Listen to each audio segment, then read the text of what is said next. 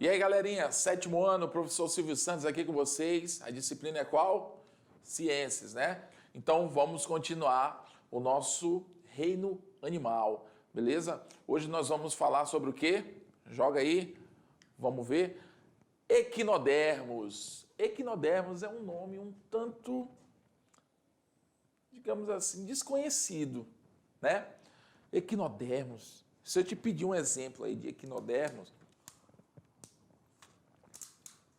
eu vou, assim, tá pegando meio pesado, eu acho, com vocês, porque eu sei que equinodermo não é, assim, um grupo de animal tão comum, principalmente aqui na nossa região, que a gente não tem mar, por exemplo. Então, nós somos mais distantes desses tipos de animais. Mas eu tenho certeza que você sabe um deles. Você pode não saber que ele é um equinodermo, mas você conhece bem, ele é bem característico. Me diz um animal que vive aí no mar, que não é peixe, tá? Mas, enfim, mas que você encontra no mar. Qual é? Geralmente é um tipo de animal muito lembrado quando a gente pensa, né, em animais que vivem no mar, se arrastando ali no fundo do mar, por exemplo. Se arrastando, que eu digo que vivem andando. Eles não são, no caso esse que eu estou falando, ele não vive nadando, mas ele está ali, tá? Ela tem no céu, né? Você olha para o céu à noite, o céu está bem cheio delas. São estrelas, né? As estrelas do mar, por exemplo, elas são representantes, um dos representantes desse filo, tá bom? E diga-se de passagem, ele tem muitos representantes, os equinodermos, tá bom? Agora, equinodermos, né? Isso vem de quê? Dermos vem aí de pele, né? De epiderme, ou superfície corpórea, não sei. E os equinodermos equino vem de espinhos. Então, são geralmente animais que apresentam espinhos na sua pele, tá? Mas nem sempre é aquele espinho de machucar, né? Espinhos pelo formato de algumas estruturas que eles têm na pele. Agora, existe sim aqueles que realmente machucam se você pegar, tá bom? Que é o caso aí do mexilhão, por exemplo. Mas vamos lá. Bom, equinodermos. Olha aí, o primeiro exemplo que tem representando, né? A foto que eu coloquei para representar os equinodermos é justamente a estrela do mar, que eu acho que é o animal mais característico desse grupo no que diz respeito às pessoas conhecerem, né? Como eu falei, você pode não saber que é um equinodermo, mas a partir de agora que você vai saber quem são os equinodermos, quando eu te perguntar, me dá um exemplo de equinodermo, geralmente a pessoa vai logo em cima da estrela do mar. Tá bom? Então, esses são os equinodermos. Ó, os animais do filo equinodermos são exclusivamente marinhos, tá? Como eu falei, por eles serem marinhos e na nossa região não ser uma região litorânea aí do continente, né? Então a gente não apresenta praia, tá? Então, praia que eu digo de água salgada, né? Então, se a gente não tem o mar, dificilmente você vai estar na ponta da língua, né? Os representantes desse grupo, tá? Então, a gente tem aí ouriço do mar, a gente tem pepinos do mar, pepinos, né? Da forma correta de pronunciar, lírios do mar, que parece aí um vegetal, né? Se assemelha aí uma planta, você pode confundir. Assim como as algas protistas, você pode confundir com plantas também. O lírio do mar, ele também pode lembrar aí, né? De repente confundir você. Outro representante também é a estrela do mar, né? Todos você consegue perceber que eles têm ali umas estruturas espinhosinhas assim na sua superfície, né? Então é justamente essa característica que dá nome a esse grupo, tá? E agora que você sabe quem são alguns representantes dos equinodermos, eu tenho certeza que se eu te falar assim, Me dá um exemplo aí de equinodermo. Geralmente eu não sei porquê, mas eu acho que pelo fato de ser algo mais característico, mais fácil, né, mais comum, um formato mais comum, as pessoas sempre falam da estrela do mar. Então lembrando, só para frisar, a estrela do mar é um equinodermo. Ela, além dessas outras imagens que estão aparecendo aí. O nome desse grupo ocorre, né, ou decorre da presença de espinhos na pele. Né? Equinos vem de espinho e derme vem de pele, como eu falei. Então, pele com espinhos, tá? Morfologia e fisiologia. Tá? Quando a gente fala morfologia, a gente está falando do formato. E fisiologia, a gente está falando do funcionamento, como é que esse animal sobrevive. Apresentam simetria pentâmera, também chamada de pentarradial, tá? Diferente dos outros lá, desses últimos que a gente vem vendo, né? Com exceção lá dos poríferos e dos quinidários, né? A gente tem agora outro representante que tem a simetria, de uma forma geral, radial, tá? Então, são animais que possuem várias partes equivalentes, tá bom? Quando você parte ele em vários planos. Então, isso em termos de formato, tá? Então, ó. Tá? Você consegue perceber partes equivalentes, tá bom? Uma das características mais marcantes dos equinodermos é a presença de um complexo sistema de lâminas, canais e válvulas pelo qual circula a água do mar, denominada sistema aquífero ou sistema ambulacrário, do latim ambulare, caminhar, ou seja, esse sistema ambulacrário, ele permite uma locomoção desse animal. Agora, é uma locomoção ágil, rápida, eficiente? Não. Esses animais, eles são animais lentos, tá? Veja bem, quando eu digo lentos, não quer dizer também que ele não tenha lá a sua devida velocidade. Mas comparado a animais aí que vivem nadando, né? No corpo aí da água, eles são animais que dependem ali de um sistema que não permite a eles tanta velocidade. E geralmente são animais que andam no fundo do mar, né? Então eles encontram ali seus, como é que eu vou dizer? Seus obstáculos, tá bom? Então junta a questão deles não serem tão velozes, com a questão do relevo, do local, então isso tudo influencia digamos assim, na lentidão do movimento deles. Então esse sistema relaciona-se com a locomoção, respiração, circulação, excreção e até mesmo com a percepção do animal. Então olha como é importante esse sistema ambulacrário, né, dos equinodermos, né? Lembrando aí, ó, que uma característica marcante deles é a presença de um complexo sistema de lâminas, canais e válvulas, né, pelo qual vão circular a água do mar, que é o sistema ambulacrário, tá bom? O tubo digestório é completo. Na estrela do mar, ele apresenta glândulas digestórias. No ouriço do mar, a boca é provida de uma estrutura que a gente chama de lanterna de Aristóteles, tá? Ele vai pegar, né, ele vai capturar, digamos assim, a sua presa, e com essa estrutura bucal que ele tem, ele vai começar a meio que raspar, né, aquela comida que ele está ingerindo naquele momento. Ou seja, são estruturas não tão fortes como animais mais desenvolvidos, mas é uma boca que já permite um processo mecânico, como se fosse uma espécie de quebra desse alimento, né? Semelhante no caso da nossa mastigação. tá bom? Então a gente vê aí, ó, que esses animais, eles possuem gônadas. O que são gônadas? São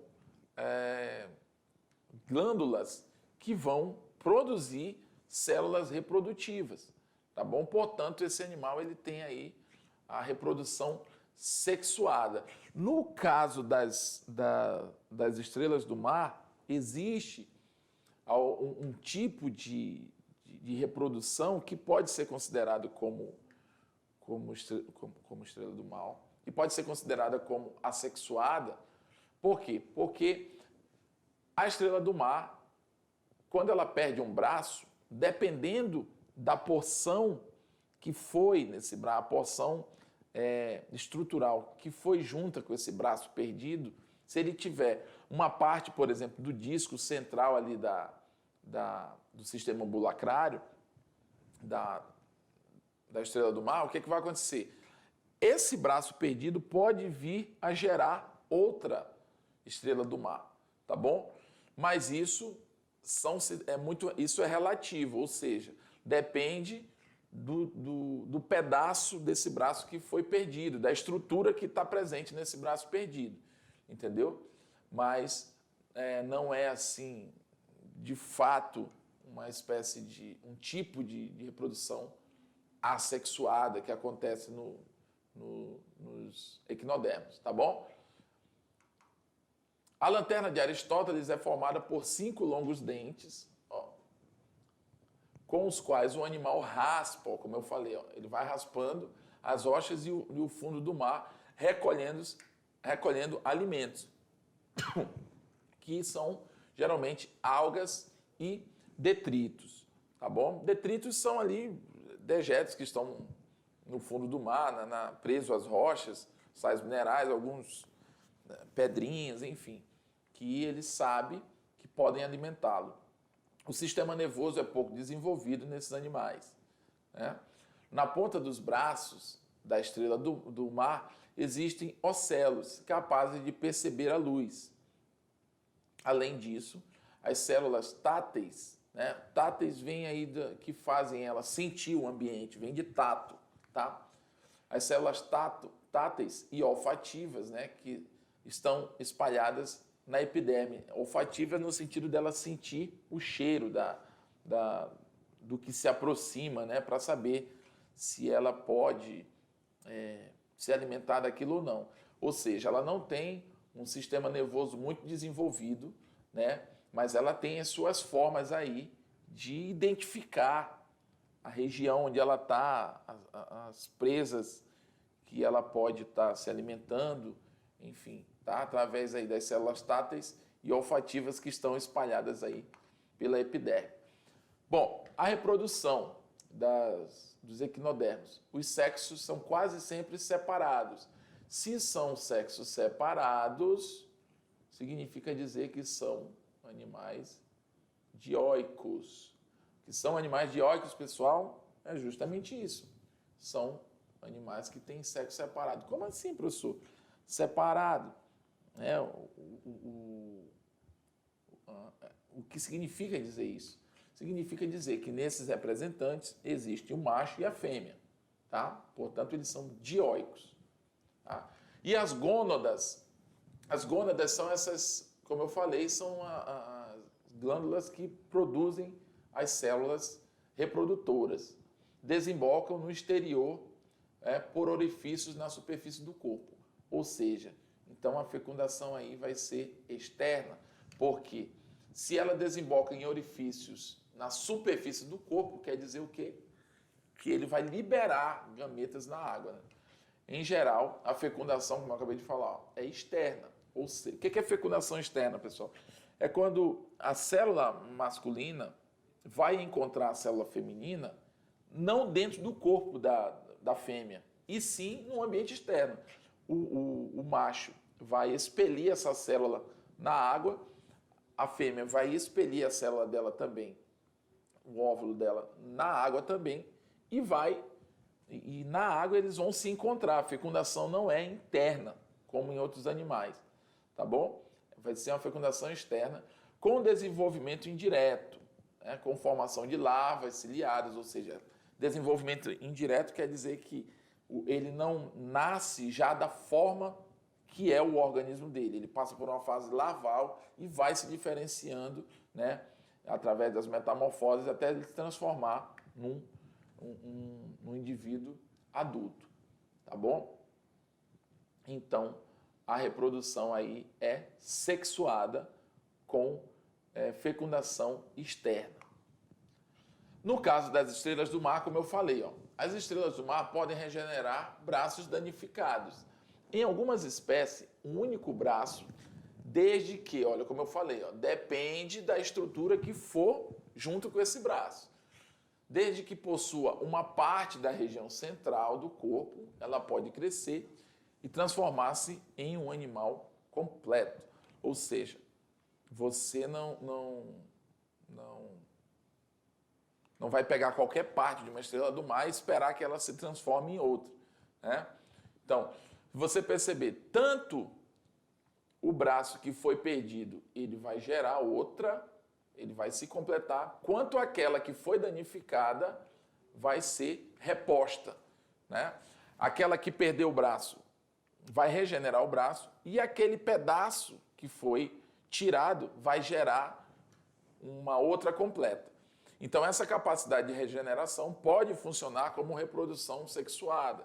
Então, você pode ver em algumas literaturas ou em algumas questões eles se referindo à estrela do mar como um tipo de reprodução sexuada. Mas lembrando que a reprodução dos equinodermos, de forma geral, é sexuada, inclusive da estrela do mar.